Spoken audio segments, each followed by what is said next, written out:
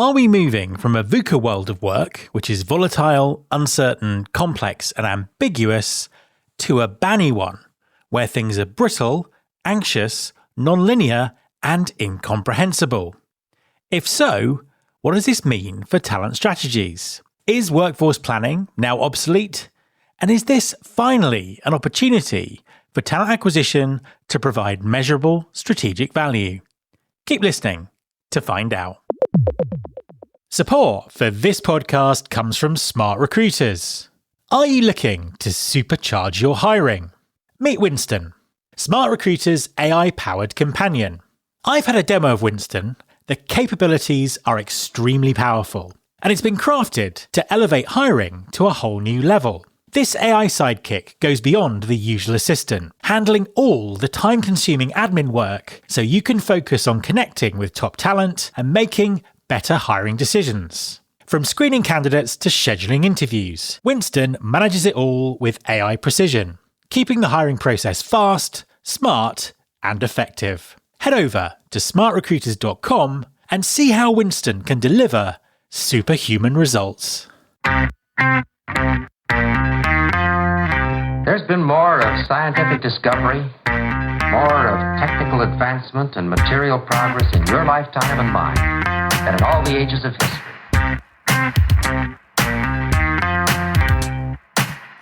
Hi there, welcome to episode 712 of Recruiting Future with me, Matt Alder.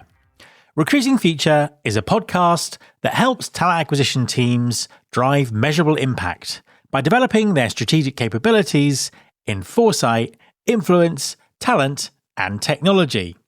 This episode is about talent and foresight. We're potentially no longer dealing with a world that's just volatile, uncertain, complex, and ambiguous. We've arguably entered something far more challenging, a reality that's brittle, anxious, nonlinear, and incomprehensible. This shift is turning traditional workforce planning completely on its head. 3-year strategic plans become meaningless when entire job categories disappear within months, when AI capabilities jump overnight, and when market conditions change faster than planning cycles can adapt to. So, how can employers develop effective talent strategies in extremely uncertain times? And how might talent acquisition step up to take a strategic role? My guest this week is Toby Colshaw, VP of Strategy for Talent Intelligence at Lightcast. In our conversation, Toby explains how real-time talent intelligence is needed to build talent strategies that can respond to rapid change, and why TA teams are uniquely positioned as invaluable sources of business intelligence. Hi, Toby, and welcome back to the podcast. Thank you for having me. Great to be here, Matt. My pleasure. Now, you've actually shifted role since we last spoke. So for the benefit of everyone, really, can you introduce yourself and tell us what you're now up to? Yep. So Toby Colshaw, I do talent intelligence stuff. Basically, I've got a very small and tight sub area of expertise, I guess. But now Lightcast, which is, I guess, the world's biggest talent intelligence vendor. We're US based. Came from the forming of MZ and Burning Glass and a few other acquisitions through the years.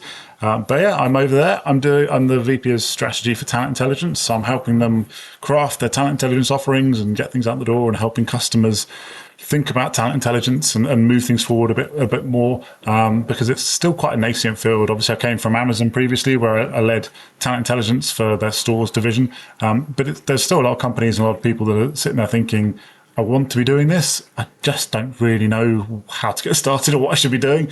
I know it's difficult, but I don't even know how to get into it. So I'm here to kind of help our customers and potential clients to get around that and work out what they should be doing, how they can be moving things.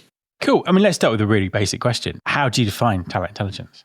I think it's a brilliant field. I completely fell into it, I guess, for myself. Like I fell into it decade ago when I was running sourcing teams and trying to get my recruiters and sources to make more placements. And we kind of went through the funnel conversion analytics and realized there was a whole load of these decisions that were being made that weren't conducive of making hires. So we started using sourcing data to try and influence those decisions.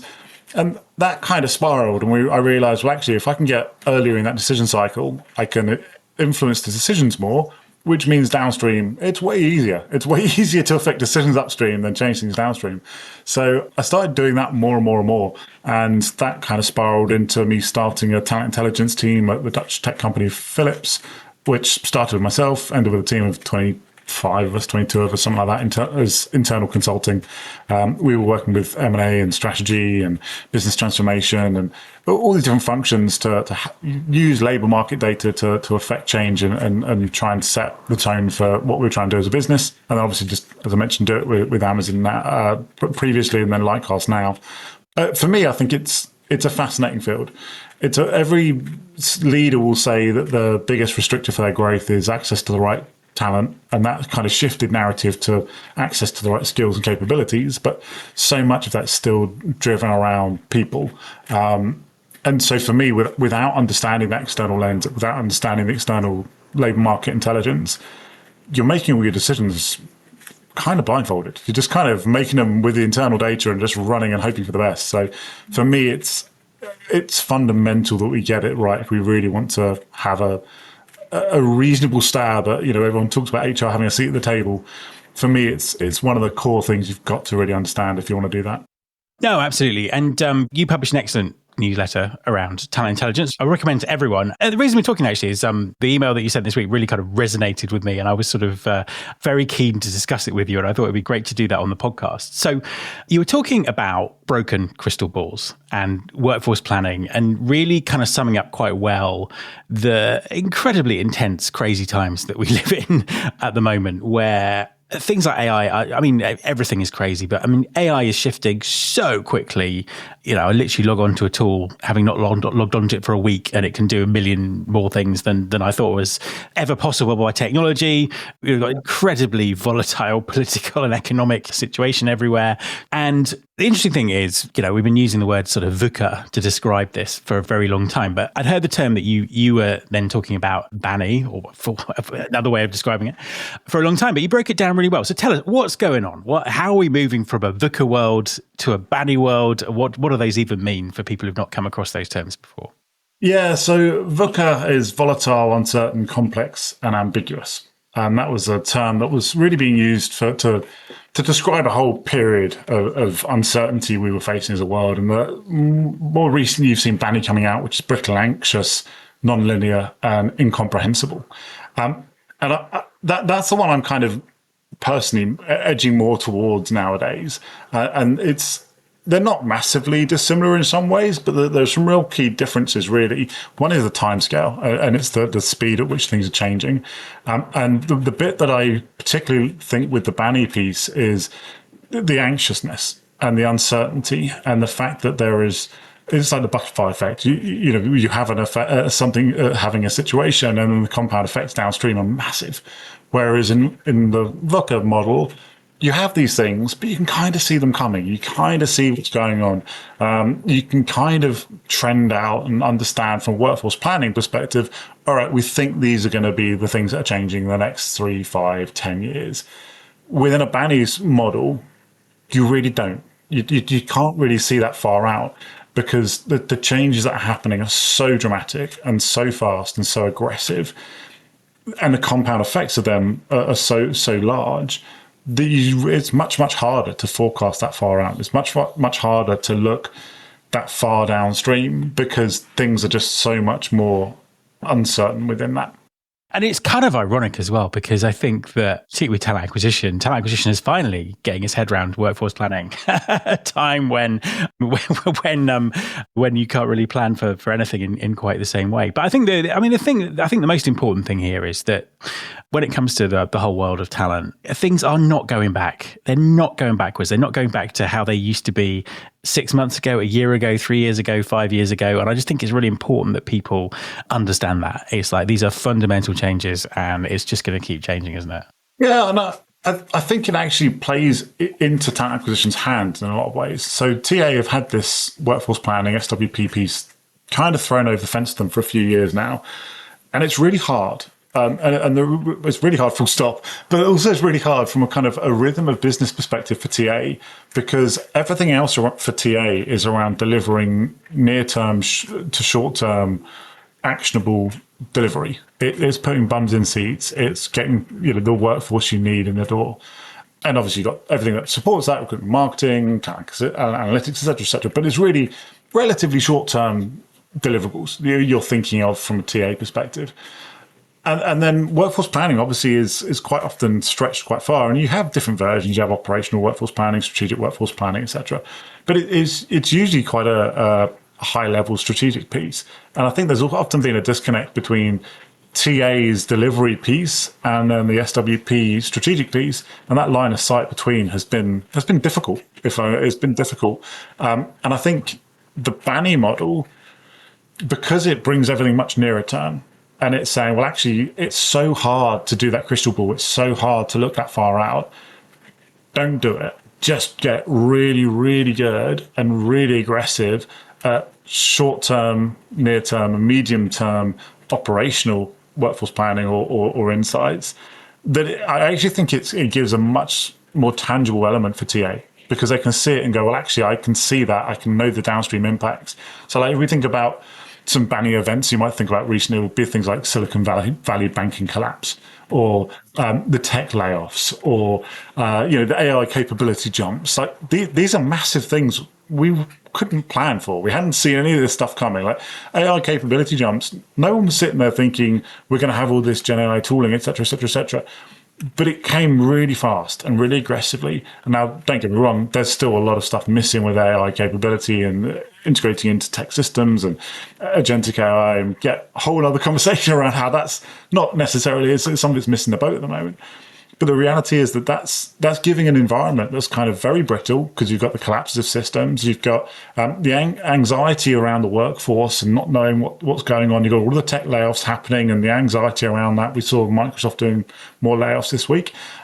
This says that kind of an anxious workforce don't really know how they sit within this. They all relocated due to COVID and remote, and then they've all got to go back to an office, and the anxiety within that. The capability jumps are completely non-linear, and RTO, completely non-linear. It's not like we had the Industrial Revolution where we had a long, stable period of time of people coming to cities. This is really, really fast-moving, erratic stuff. It's candidates and employee bases shifting really, really dramatically. Even what they want from a workforce post-COVID, what they want from a job is entirely different. What the next generation down want is entirely different, because they can't get on the housing ladder. They're not guaranteed job security. They're not guaranteed skills development, et cetera, et cetera, et cetera. So I think actually it's incredibly uncertain, but with that uncertainty gives a level of actionability, if that's a word. Not sure that is a word. But anyway, we'll go with it. But TA can run with this stuff, because it's that nearer term where we have to pull these levers aggressively. It's not something we can sit on and wait 18 months, 24 months, 36 months downstream. It's stuff that's changing now. Yeah, no, 100%. And I think one of the really good, the Silicon Valley Bank is an interesting example, because I was interviewing a founder of a HR tech company as that was happening. And he was getting messages as he was talking to me. And he went from being slightly distracted to, I think my startup just lost all its money. I'm going to have to hang up on you. And it's just like, that was not on his list of things he was expecting to have today. So yeah, unexpected. You kind of used one of the examples you used was the rise and immediate fall of prompt engineering as a profession, which was interesting. Yeah, so I think that's a great example of where we're obviously shifting dramatically what the jobs are, and within TA we'll have a whole bunch of jobs where it's kind of emperor's new clothes, and we kind of paint things in different ways and give things different titles. But prompt engineer is a great one, where if you look back 18 months, it was one of the fastest growing job titles, fastest growing skill sets. We said it was going to be the next big thing, and you saw lots of people within the sourcing world, in particular within TA, that had got hit hard with sourcing, because everyone was going to assume it was going to get automated, and they were refocusing themselves as prompt engineers, because there are some very comparable skill sets there. Roll forward 18 months, don't really see it as a job anymore. It's not really a thing, because so many of the tech systems are having a much greater deal of implication within there. And also there's a kind of a maturity curve of how people are prompting systems, where we as users are getting better. So you're not necessarily seeing things like that as jobs in of themselves anymore. But I think that's one of many we're going to see. We're going to see all these iterations of job titles and skills that will just shift. And obviously in talent intelligence, we do a huge amount around the skills base of organizations and the skills of workforce. Given the half-life of skills nowadays, particularly on the tech side of things, it's just churning so much faster that having that real-time understanding of, okay, well, how do our skills compare to the market? How do they compare to the other jobs that are out there? That's one of the reasons I'm actually more excited about this. At first, it's a bit doom and gloom. People are like, oh, yeah, it's terrible. You're throwing everything under the bus. And it's really not. For me, it's all it's saying is we just have to get much better at understanding our data and get much cleaner, closer to real-time data so that you can understand how skills are changing over time. It's not a one-and-done deal. You don't write a job description, that's one and done. It's in the file for the next 10 years like it used to be. But we've got to get better. We've got to get faster and more fluid with this because the system will move. It will move fast and it will move aggressively. And everything you're looking for in a job might not exist anymore in a short time frame just because of the half-life of job skills. Yeah, exactly. But I think it's interesting because I think you can kind of relate back to patterns of things that have happened in the past. Because I think with, prompt engineering as a standalone job, you could look at that, and I kind of did this a little bit, you kind of look at it and say, well, actually, this is a sort of a barrier to people using this technology, the fact you have to be good at this. And if we look at how technology breaks down user interface barriers over time. So I always use the example of MP3 players in the early 2000s, where just getting the music into an MP3 format and getting it on the player was a task in itself that required specialist skills nearly. And then you fast forward a few years and they're just, now the songs are just there and we stream them. We don't even think about it. So it's kind of that process. But I think what's difficult is it's now happening. What might have happened in 5 years now happens in 5 months. I think that's the thing that really throws people. Exactly that. And what we used to have, I remember there was a really big article at the time or articles around Mark Zuckerberg when Facebook, as was, got rid of their mobile division. And he said, well, no, we don't need a mobile division. Everything has to be mobile as well. And I think that's the thing. It's a lot of these skills that we're thinking about and looking at. It's stuff that it will be as well. It will be integrated. It will just be part of using a job. At the moment, we're all using, the vast majority of users are using some kind of Gen AI thing, whether it's Claude or ChatGPT or whatever. We're all going to our individual little pages for it, and they've got their separate websites. The reality is that's not how any of us are going to use that stuff. When it's actually integrated, it's going to be fully integrated into our workflows. It will just be co-pilots like Microsoft's one or whatever. Like it will just be part of your work system. And it will just be part of the DNA of how we work. But so I think it will change things dramatically. But to your point, absolutely, it's the pace. That shift away from mobile took years and years and years. This isn't taking years. This is happening rapidly. I don't think it'll be long before people just stop talking about AI. It's like it's just there. It's a bit like, the equivalent of going around going, we are online, we have a website, we are on the internet.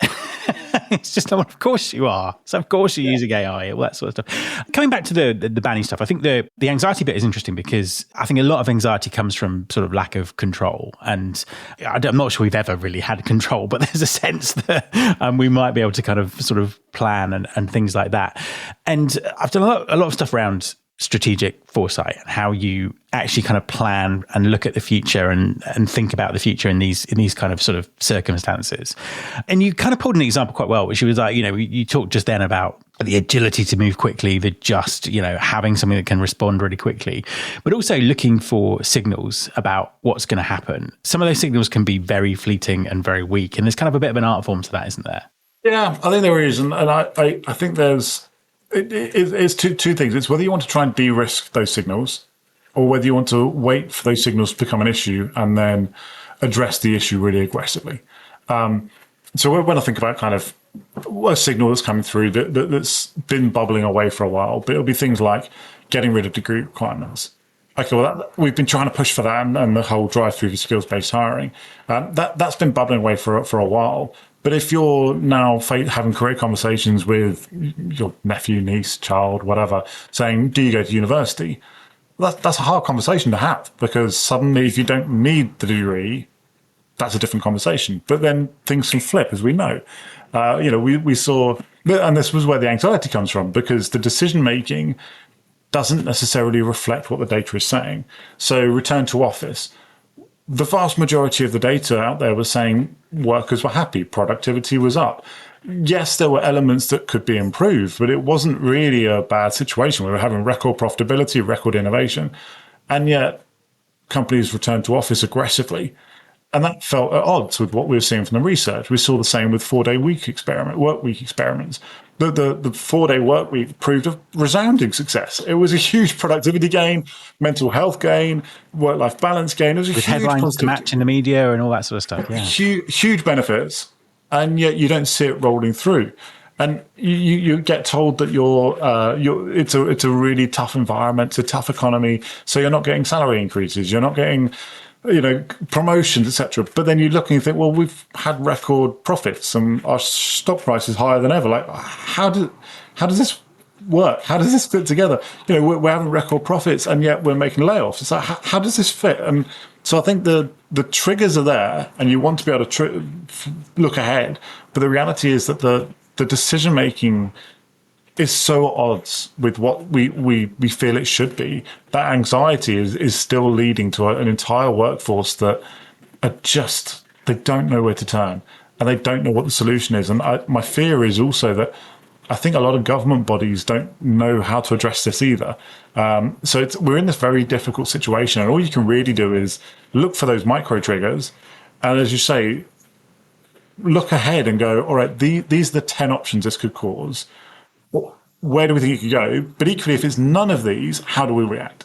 Because that's the 10 options might be your traditional workforce plan, but in the Banny world where it's not a linear decision, things can come from curveball. It's if none of this happened, what do we do? How do we react fast? How do we build these agile teams that can react really fluidly? If we suddenly lose a leader, how do we have a team and a strength that can reorganize fast enough so that when they leave to go to a new crypto startup or an AI startup or whatever, they don't turn around and rip out their 40 best people again? Like how do we move this stuff really fast and agile and nimbly to try and keep fluid in these situations? Yeah, and I think the other thing as well, I think particularly at the moment with talent acquisition in particular, there's disruption, no one knows what's going to happen, all of this kind of stuff. But I also think that there is also, particularly building these kind of scenarios, that there is the opportunity to influence the future to a certain degree in terms of saying, well, actually, this is where we're going. And it's kind of like, let's move towards that. And we know that there will be curveballs and unexpected things. We might have to change that destination. But there is a chance that people can actually influence the way that things move forward there. 100%. Both from, I'd say twofold, both from a TA perspective, like only caring about TA with my TA hat on, where, if we don't get proactive in terms of how we set the scene of what we are as a function in this environment, are we shifting from service provider mentality to a consultative business partnering mentality? Are we coming in and explaining to the business, this is a Banny world, this is what's going on with our candidate base, this is what's going on with the workforce, this is what you need to be using moving forward, this is how our skills are shifting, etc., etc., etc. We can either be proactive and get on the front foot with that stuff, or not. And if it's the or not, that's still okay. Like if we want to run a really efficient, really effective recruitment process, but it's not highly consultative. It's the strategic priority is time, quality, cost. It's cheap, it's fast, and the quality is of a sufficient standard. It might not be the TA function you want to live in. It might not be the one you want to lead. But if that's the right option for your business, then that's the solution that's going to come through. But then equally compounding that is, how do we bring that to the business? How do we bring that to the broader HR? We've got probably a bigger eye on the market than any other function in HR for sure, and probably a bigger eye on the market than any other function, full stop. You'll talk to more competitors and more people in the market every week in your TA function than the rest of your company probably put together. How do we surface those insights? How do we get truly consultative back to the business and say, how are we evolving for this? How are we shifting? How are we playing this out? I think we really just need to, which is hard, because the reality is we're all being asked to do more with less. It's not like TA teams have suddenly got a surplus of resources or people or anything else. Like we're being asked to do more with less. So it's getting your house in order and working out where is the value I'm going to bring within this process rather than the efficiency? Because you're not going to out efficiency. That's once, out efficiency any kind of tech systems. The systems are going to beat you down every single time. So it's working out how do we bring this expertise and this thought process and challenge the business with it. And technology will beat you down in ways that we can't even imagine at the moment. I think that's the crazy thing about it. A couple of sort of final questions for you. So how would you sort of summarize your advice to leaders who are listening, who are out there now, in terms of coping and thriving in, as you say, there's a lot of anxiety, there's a lot of challenges, but there's also huge opportunity here. What would your advice be to people? Massive opportunities. So first off, I don't think you can do any of this stuff without data. Like, obviously, I'm biased with this one. I come from a TI background, as I say. I work at the biggest labor market data provider in the world. Like, data is your foundation. That gives you the ability to be able to play and change scenarios and experiment and look at what the options could be, what could be the downstream impacts. So getting a data foundation in place is going to be absolutely key. Whether that's labor supply, demand, skills, you've got to understand what is the current state of play and the current lay of the land so that I know how things could change. And unless you know the current state of play, you're never going to know how things could change. Obviously, our data provider, we grab a lot of data very frequently. We're grabbing 2.5 billion job postings every single day. We've got hundreds of millions of profiles that we look at every single quarter. Like, having a recency of data so that you can say this stuff with a degree of authority of this is where we are at is going to be key. I think within that also, though, play scenarios out. Like, I'm a big fan of wargaming, which is where you essentially will do a workshop, get your relevant stakeholders in a room and say, all right, this is the given scenarios. This is what we're the current state of play. This is where we're at. In this scenario, you're going to be competitor A, B, or C, or whatever. This is your situation. What are you going to do? And they play it out. And then you flip it on its head and go, right, well, if we were in those jobs in our competitors, this is what we would have done. Now we're back at our company. How are we going to defend that position? Like, if they suddenly return to office and start coming for our talent aggressively, what are we going to do? If they suddenly shift to a low-cost country model and come for our talent in a low-cost country, what are we going to do? If they suddenly shift, then we see their skills, to the early warning threat you mentioned earlier, we see their skills shifting from on-site sales to solution sales. That's changing their business model. What are we going to do? And suddenly it's getting people thinking of, all right, how do we adapt fast? How do we move fast? How do we change fast?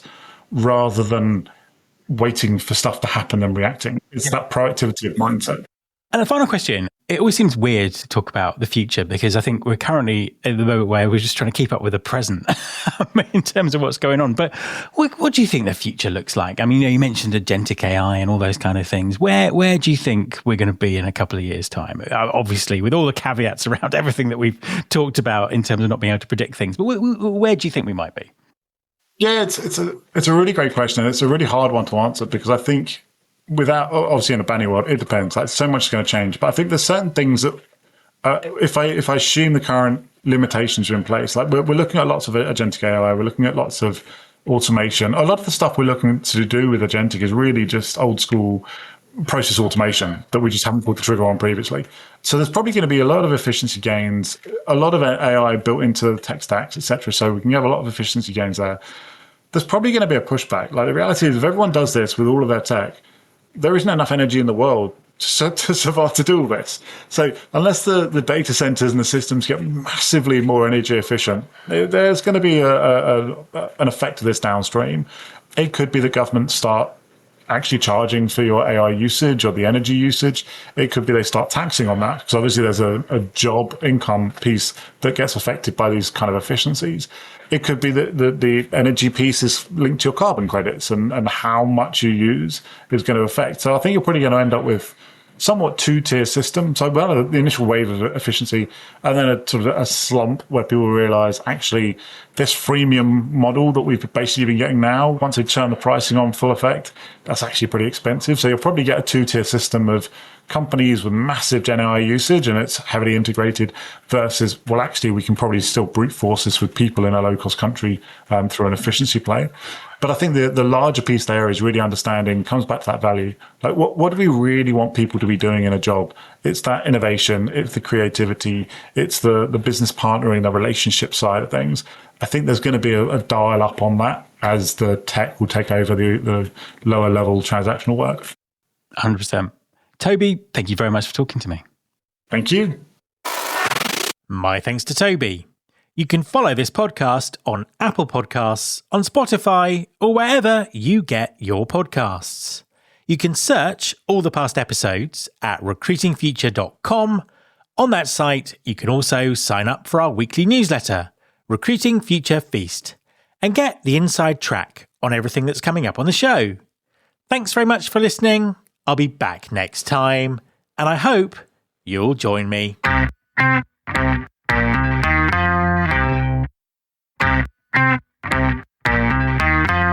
This is my show.